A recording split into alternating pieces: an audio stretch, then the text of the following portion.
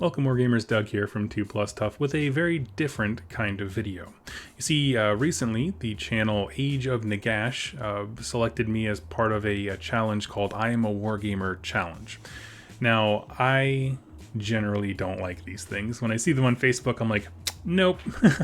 It's usually a great signal to mute somebody, quite frankly. But this one, it's small enough to our niche, and the questions that they have me asking, or answering I should say, are really actually fantastic in terms of community building and helping other channels. So I thought it was definitely worth it.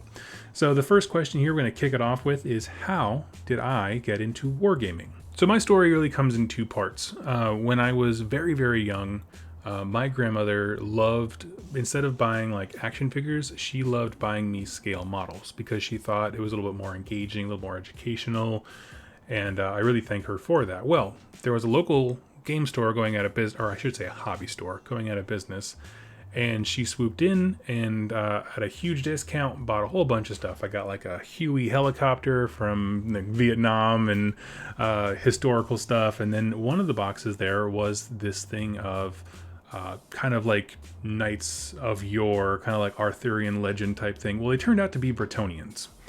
And so we're going to fast forward at that point. I built them. They look bad because that's what you do. Everything looks bad when you first try and you're a kid and you don't understand primer and that kind of stuff. And so I graduated college, and I was still, I was working full time while my wife was in college. And I was like, I need a hobby. What did I like doing as a kid? Well, I really liked building and painting models. So we'll do that. You know, we can do that as an adult. There's some really cool looking diorama things. And so I went down to my local hobby store and I bought a bunch of World War II things. I had like a tank and some German soldiers just standing around, I don't know, waiting for a bus or something. They looked really boring now that I put my mind to it. And as I was looking for painting tutorials and resources about how to get into modeling and painting, I just stumbled upon this PDF that had all kinds of information for me. And it was actually by Mini Wargaming. See, they used to do this thing where if you signed up for the vault, you get this little PDF that taught you how to paint and all that kind of stuff. And I don't know if they still do that. They might. If they do, it's cool. But, you know, it goes through some very basic stuff as far as what a wash is and these kinds of brushes and layers and highlights, all the really, really basic things. But the thing is, though, is that along the sides, on each side of the tutorial or the PDF, they were demonstrating this on some very cool looking models. And so they turned out to be some of the warjacks from War Machine and Hordes, the game by Privateer Press. And so I'm like, well, why am I painting these boring German guys who were standing around waiting for a bus when I could be painting giant steam-powered robots? Like, that seems like a no-brainer. And so I looked online. I saw, oh, this is part of a game. And then I found out, oh, those models that I had before when I was a kid, whatever this Warhammer thing is, those are also part of a game. So at that moment, it really clicked in my head that there is an entire genre of gaming that uses scale models as pieces. So that's kind of, I guess, like the birth of it. And from there, you know, I looked at the models, that they were really cool. I did a quick Google search to see if there was anyone locally that played. And I got plugged into a War Machine and Hordes group in Iowa City, Iowa. And it was an awesome group of guys. They were very, I want to say hobby focused. Like, none of them were trying to compete for top tables at any major events. It was very casual play. But War Machine and Hordes is itself a much more competitive, highly tuned game with all kinds of synergies and crazy stuff like that. And so beyond that, I found myself kind of drifting more into the narrative side of things. And that's ultimately what led me towards Games Workshop, because of their just such in-depth lore building and that kind of stuff. So that's how I became a wargamer, period. As far as Age of Sigmar goes, when we left Iowa, because my wife graduated school and got a job out here in the Seattle area, we moved out here, and that's, you know, the flavor of War Machine and Horde player was radically different out here in the Seattle area, because I think it's Privateer Press's like backyard. I mean, they work like 17 miles from my house. They're much more competitive out here, and it wasn't really my style. Like, a lot of the models were not painted and unbuilt and all this kinds of stuff, and I was like, you know, it's cool, it's just not for me. It just wasn't the group. You know, part of it is just it wasn't the group that I got attached to back in Iowa, and so I started searching out for other games. and I stumbled upon a Warhammer Fantasy Battles tournament going on at a local store that was awesome. Like, it was like the last edition of a Fantasy Battles. And I grabbed the Island of Blood set, got to building, had a little high elf army, and that's what set me on the course to starting Age of Sigmar content. Now, the second question is, where do I want my channel to go? And that's a hard one. The reason it's a hard one is because I'm kind of in the middle of achieving my current goal, so I haven't quite set the next one yet. But essentially, when I started the channel, all of the talk online on YouTube, forums, all that kind of stuff was incredibly negative towards Age of Sigmar. You know, people were mad about fantasy battles, and obviously I've never shied away from saying the way that the game was rolled out was very bad, very poorly rolled out, but I like the game and I like the concepts and I like a lot of the stuff in there. And so my first goal with the channel was like, okay, I want to produce so much positive content and inspire other people that when you type in Age of Sigmar into YouTube, the first page is not just you getting blasted with negativity, but people are talking about what they like. And so that's exactly what I kind of put my mind to. And so we started talking about the lore to kind of directly address the fact that people were complaining that they destroyed 30 years of lore and it's all gone now and all this kinds of stuff, and just built from there. And so essentially that was the first goal. The next one, I kind of drifted for a couple years just producing videos here and there. And then at a certain point I realized, like, I love doing YouTube specifically. I love Age of Sigmar, but I love doing YouTube and content creation and talking to people and encouraging them.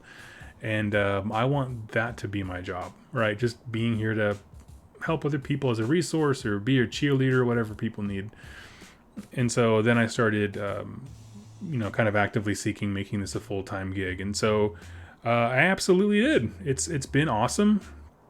I'm going full-time this November. So I announced it before the move so people wouldn't be confused if they saw posts about me, like, away from the camera for a bit, that kind of stuff. So I did that. And the next goal, honestly, is to make enough money to let my wife quit her job, so she's a writer, so she can be a full-time writer. So yeah, right now she's part-time. She has her own little side gig writing novels, and I want her to do that full-time. So that's the idea, is just work hard, add value to people's lives, and get my wife free of her corporate office job. And the last question here is, what advice would I give to new wargaming YouTubers? And I want to answer this kind of in two parts. For folks who have not yet created a single thing and they're just like, I want to be a YouTuber who does wargame stuff. And the other one being, you've already started, but you're very, very new, right? New being the key word there. For the folks who have not started yet, generally speaking, you're not going to make hardly any money. I mean, you can make ad revenue, but it's going to take forever for you to make what you deem to be worth your time. You're going to be pumping out a lot of content, doing a lot of work with nothing in return for like a year and a half. Possibly up to that long. My point is, don't get into it because you think it's going to make you rich. My life is not defined by cash, cars, and women. You know what I mean? Like, it's just that kind of like mythos we build about what it means to be a content creator. Don't go into it for that reason. You'll be very disappointed, very, very thoroughly. What I would say, though, is for folks who have not started yet, the most important thing you can do is simply to start. Get your camera on your phone. Everybody's got one in their pocket. Just start recording yourself. Give your thoughts on a battle tome, and kind of bleeding into, folks who have already started. We'll kind of link those two together now. The best thing I can tell you is just to help people. Like, I mean that. If people leave questions in the comments, don't just respond to them in a comment. Make a video out of it. One of the best lessons I've ever learned in my life is that you are not special. Okay, and that sounds super dark, but hear me out. The idea is, if you were getting into Age of Sigmar and you struggled with, let's say, list building, right? List building was super confusing. You don't understand the battle line if things, whatever. But then you learned it and you figured it out, and now you know how to play. You're not special in the sense of If you had that problem, other people are having that problem. If you have a question about a thing, dozens of other people, like your experiences and your struggles are not unique to you. And so if you just take all the things that are, you know, obstacles to getting new players involved, or you can add value to people's hobby by teaching them new things, that's how you win. Like, honestly, that's how you win. And that could be everything from tactical advice, like as far as like, you know, how to win games. It could be, you know, the basics. Here's what scenarios do. Here's how you build lists. You know what I mean? Those kinds of things where if you ever were confused or had to think about something, somebody else is confused and struggling with it too. And so just kind of keep that in mind. If you want to be successful, just help people. Like, that's all there is to it. I see a lot of YouTubers who get kind of lost in their own mind of like, well, I've been looking up, you know, battle reports get X many views, and this other kind of content gets this number of views. None of that matters, because those people view the stuff because they get something out of it. So if you just create content that helps people, you solve a problem, you ease a stress, or you make them feel warm and invited and welcome in a world that is very unwelcoming sometimes, that's what winning is. That's the best probably advice that I can give. I just see a lot of people who they've reached out to me and very bluntly asked, like, how do I get Games Workshop to send me free stuff? And you're just like, no, dude, that's not, you're starting with the wrong attitude. You know what I mean? There's no way to help you if your attitude is, I want to be a brat, I want free stuff. You just need to want to help people, and you need to want to make the community a better place. So anyway, friends, those are my answers to the I Am a Wargamer challenge. Now, at this point, normally I would call out some other, you know, content creator to get their opinion. I am going to give a soft shout out to Rerolling Ones, because there's like, that's like a whole team of dudes, so I'm not quite sure if they want to do it or who would take the reins on that. But that's what I'm going to do. So if you have any questions about things that I said or comments on it, go ahead and leave them in the comments down below. I would absolutely love to engage with you. And go check out Age of Nagash. His channel is awesome. He's been kind enough to let me pop on as a guest twice now. And just does some really cool stuff. Good mix of tactics and lore and all this kinds of stuff that you might like. Certainly, he's covered a fair number of armies now. So he's a cool guy. Go ahead and check him out. Thank you all so much for watching, and happy wargaming. Hey everybody, I hope you enjoyed that video. It was made possible by the folks over here to the left. These are my top supporters over here on YouTube and on Patreon that keep this channel going. If you'd like to learn more about how to become a supporter and get some cool things in the process, like exclusive pictures and interactions with me, and get your questions answered here on the channel, go ahead and click any of the links down below or the join button on the community page over on YouTube.